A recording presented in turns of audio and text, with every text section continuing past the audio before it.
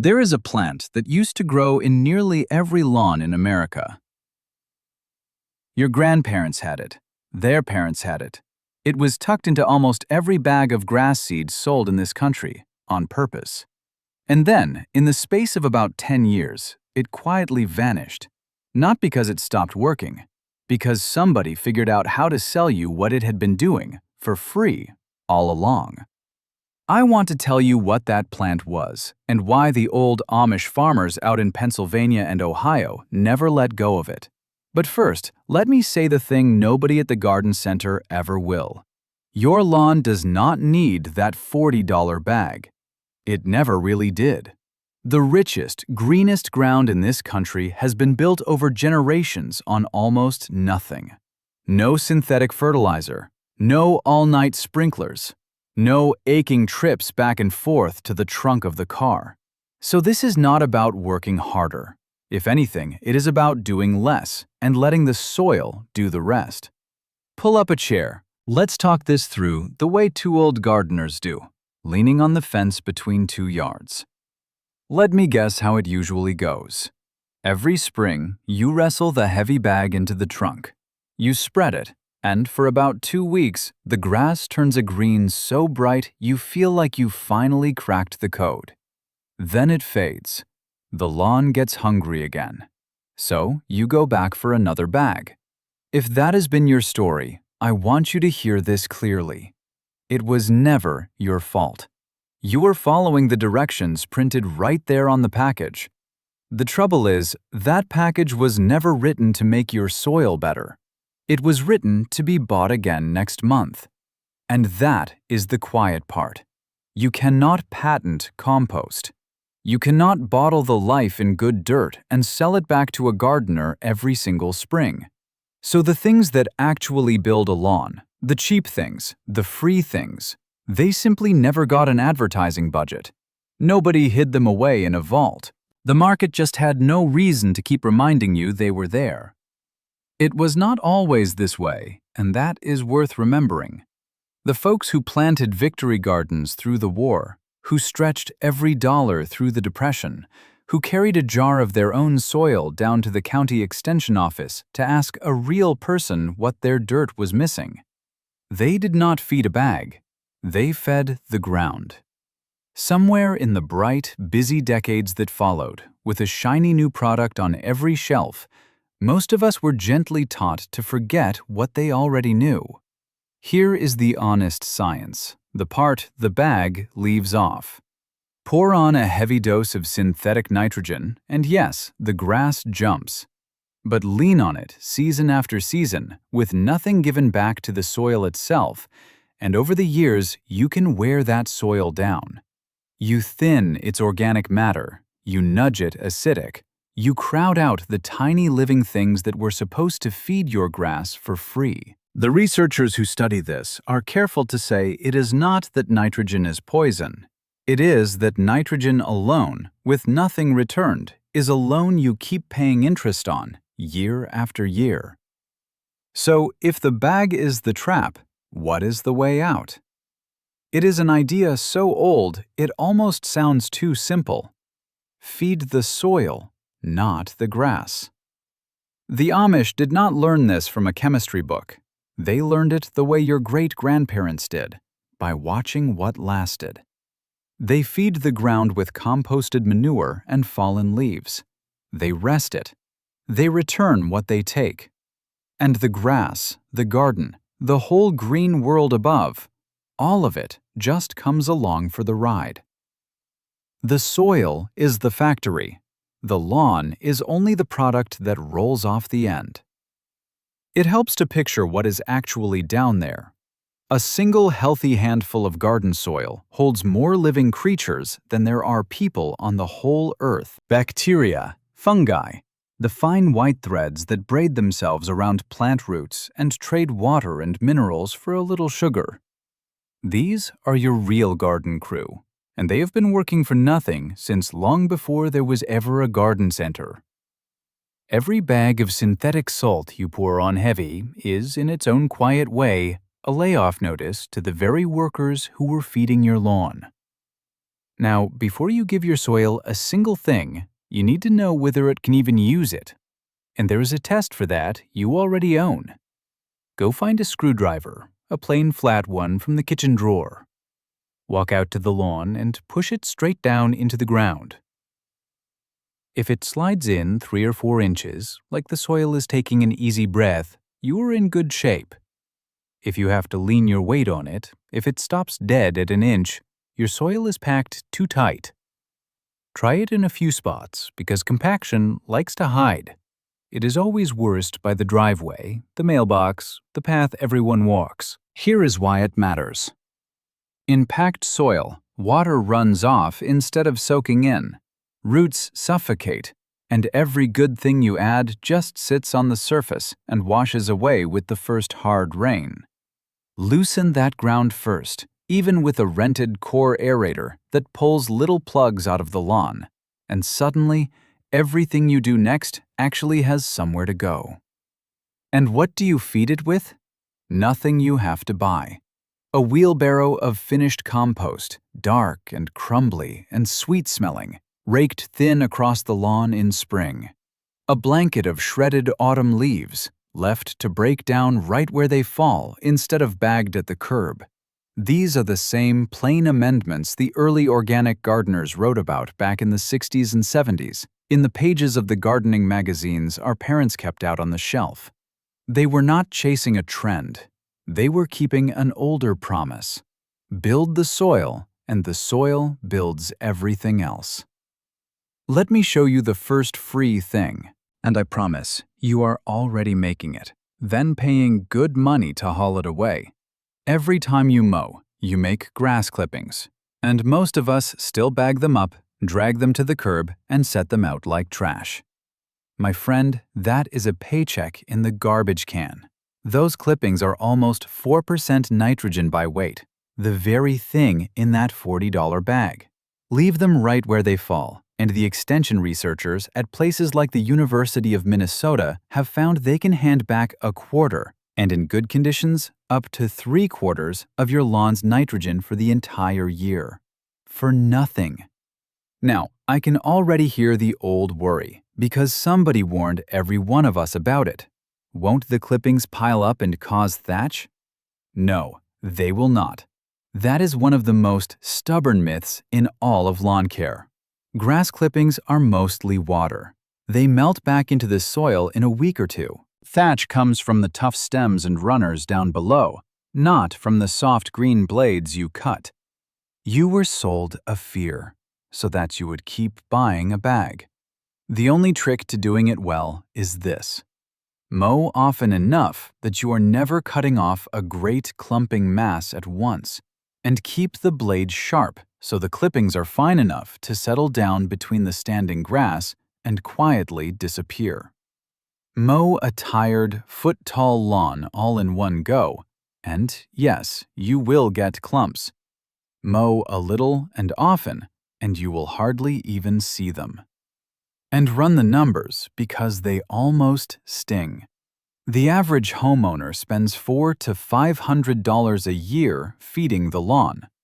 Let the clippings do even half that work, and you have kept around $200 in your pocket every single year. Over 10 years, that is the price of a good riding mower. Paid for by doing less, by taking the bag off the mower and simply walking away. And now, the plant I promised you at the very start, the one that used to live in every lawn in America. It is white clover. Before the 1950s, you could not buy a bag of grass seed without it. Clover was not merely tolerated, it was wanted.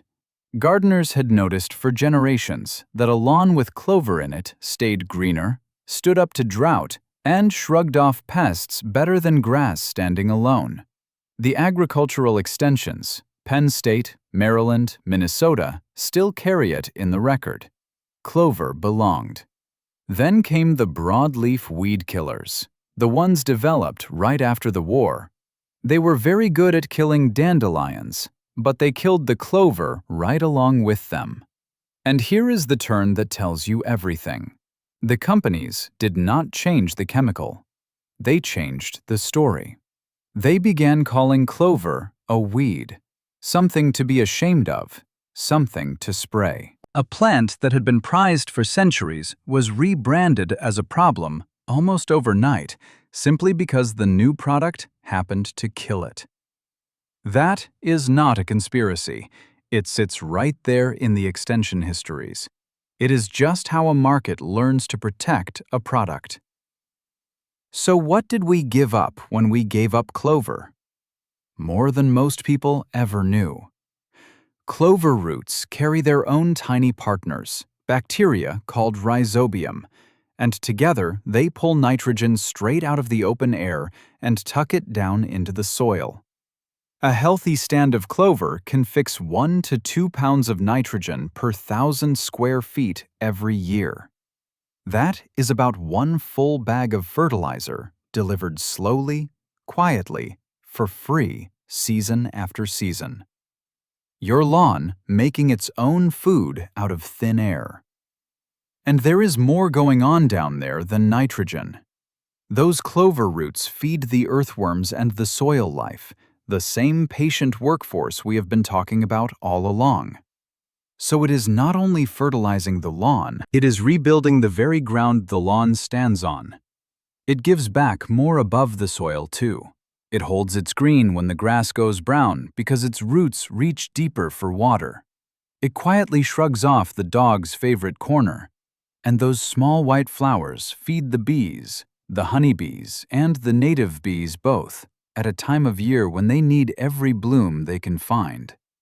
A little clover in your lawn is not a flaw. It is the oldest, cheapest fertilizer there is, and it grows back on its own. Now, I will be straight with you, the way a friend should.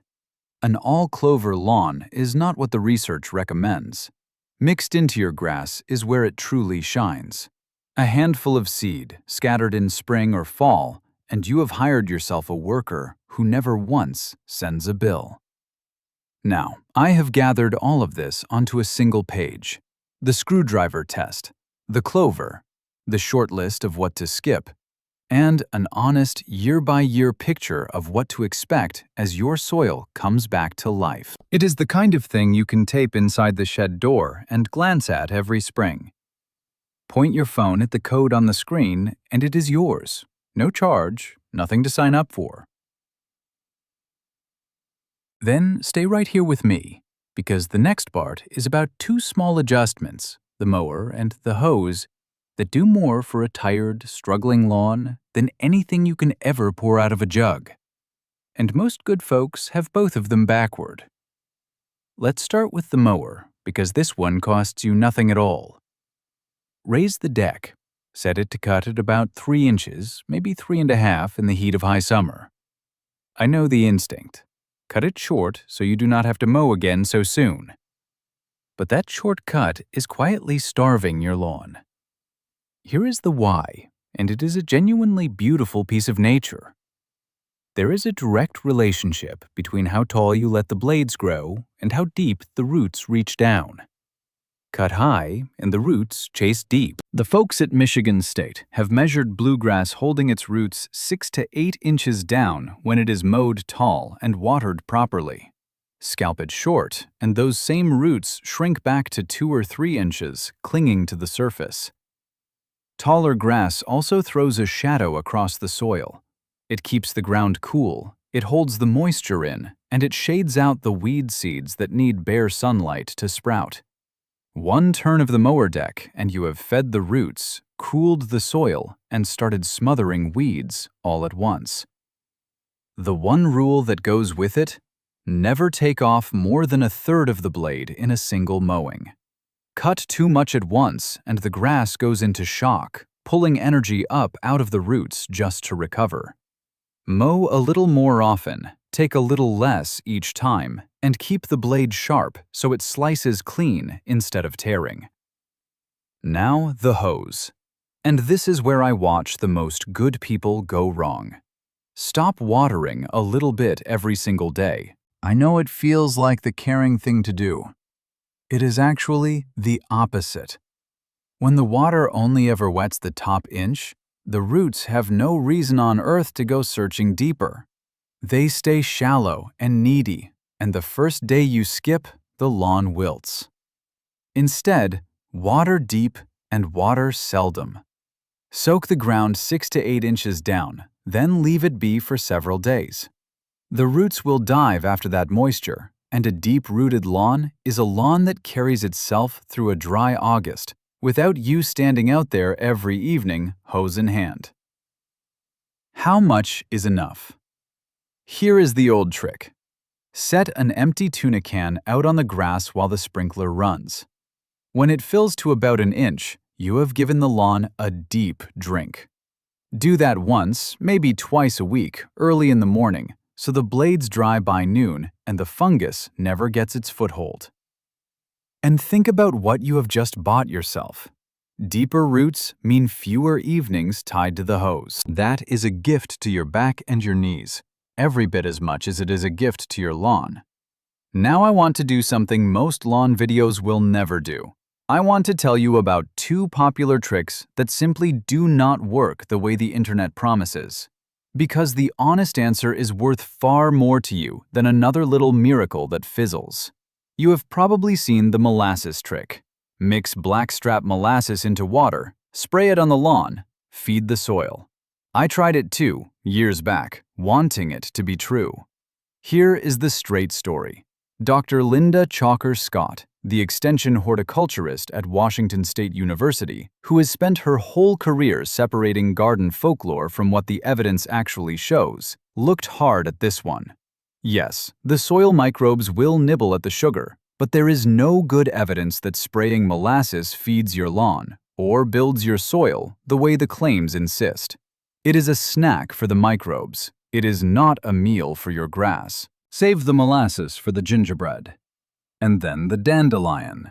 You will hear that its long taproot mines calcium and iron from deep underground and lifts them up to feed your grass.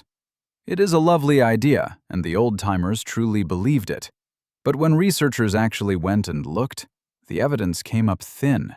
A deep root does break up packed soil. That part is real, and honestly, it is reason enough to make peace with a few dandelions. But the picture of it pumping minerals up from the deep like a little well, that one is folklore, not fact. I tell you this not to take anything away from you, but to earn your trust. Because if I am willing to tell you what does not work, then you can believe me about what does. And the next thing, the simplest weed control there is, absolutely does. Here is the truth the spray companies would rather you not sit with too long. The best weed killer in all the world is not in a bottle. It is a thick lawn. Think of it the way the soil does. When grass grows dense, when the lawn closes over and almost no sunlight reaches the bare dirt, weed seeds simply cannot get the light they need to sprout. Every single thing we have talked through today, loosening the soil, leaving the clippings, the clover, mowing high, watering deep, all of it is quietly building toward one thing. A lawn so thick, the weeds never get a foot in the door. Weed control was never a separate chore. It is what is left over when you do everything else right. You know the worst of them by name. Crabgrass, sprouting in the thin, sun-baked edges along the driveway. It is an opportunist. It moves into bare, bright, beaten-down ground. Close that ground over with thick, tall, deep-rooted grass, and you have taken away the one thing it was ever waiting for. For the few that do break through, the oldest method is still the kindest one to your soil. Pull them by hand, by the root, before they go to seed. After a rain, when the ground is soft. It asks a little more of your knees than a spray bottle does, but it leaves every good thing in your soil alive. And for the weeds down in the cracks of the patio or the driveway, where nothing good was ever going to grow anyway, your grandmother's trick still works. A kettle of boiling water poured right onto them. The heat does the rest. Just carry that kettle carefully and keep it well away from the plants you love. Now a gentle word of caution, because I want you safe. You will see recipes online for strong vinegar, for salt, for mixtures of the two. Please be careful with them. The strong horticultural vinegar, the 20% kind, is not the salad vinegar in your pantry. It can burn your skin, it can do real and lasting damage to your eyes, and it is deadly to the very bees we just welcomed in. And salt does not wash away. It builds up, and it turns living soil into dead ground that grows nothing for years. So if you ever reach for these at all, use them only in the cracks of the concrete, never in a garden bed, never on the lawn, and never without gloves and eye protection. The whole point of this gentler way of gardening is that you should not need them at all. Let me be honest with you about time, the way a friend would. This is not a weekend fix. If you have leaned on the bag for years, your soil has grown a little lazy. It has half forgotten how to feed itself, and it needs a season or two to remember.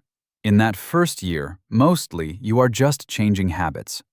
Take the bag off the mower, scatter the clover, raise the deck. You may not see a dramatic difference yet, and that is completely normal. Underground, the roots are reaching deeper, and the soil is waking back up, even while the top still looks ordinary. And here is a small thing to watch for, so you know it is working.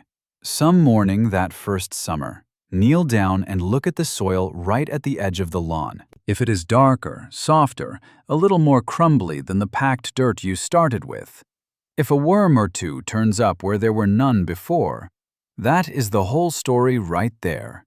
That is your soil coming back to life. You cannot rush it, but you can absolutely watch it happen.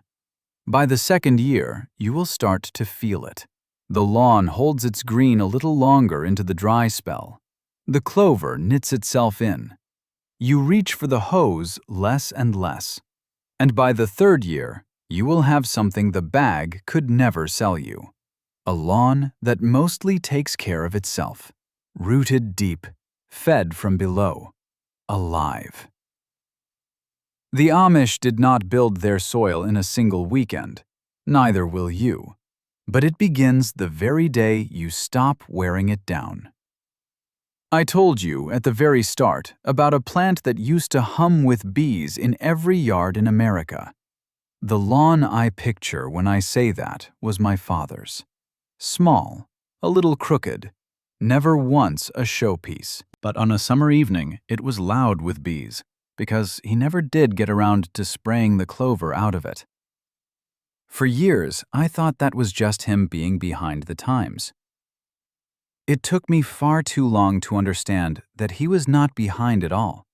He was feeding the ground the way his own father had taught him, letting the clover do its quiet work, leaving the clippings right where they fell, trusting the soil to keep its end of the bargain.